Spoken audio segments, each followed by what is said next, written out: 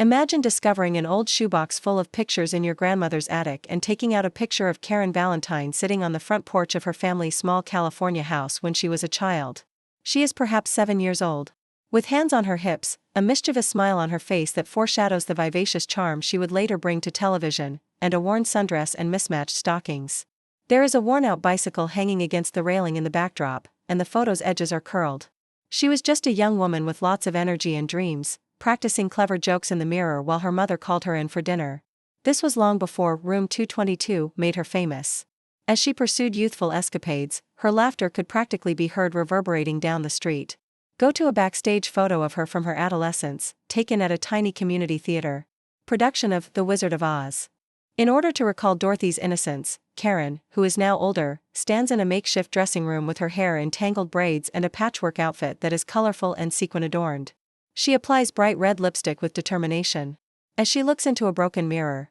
During rehearsals, friends recall her running through lines, her voice echoing through the corridors as she honed her hilarious timing.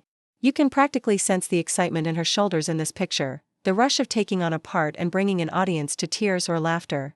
You then discover a number of Polaroids from her debut on television, a nationwide talent show. Recorded in a small studio with cables and floodlights all over the place. Karen is dressed in bell-bottom jeans and a basic shirt, which were popular in the early 1970s. She is mid-skit in one frame, delivering a punchline that causes her co-performer to burst out laughing.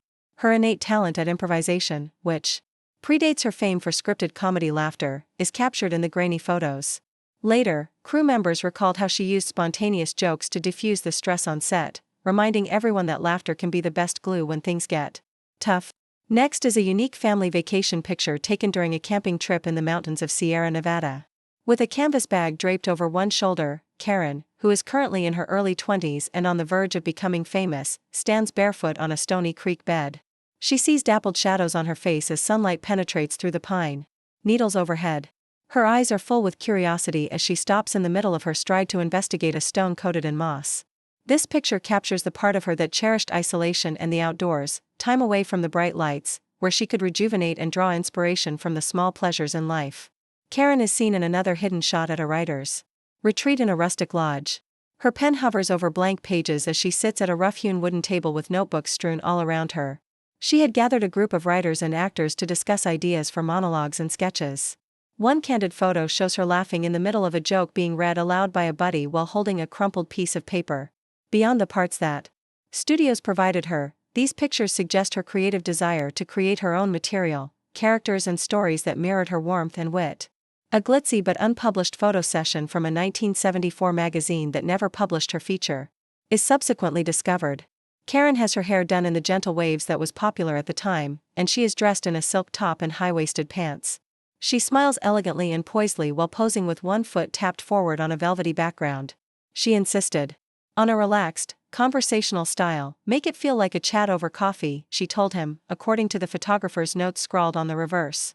The images have a lively quality, as though she is going to captivate you with a captivating tale. It's evidence that her innate warmth was there in every environment, whether a stage or studio.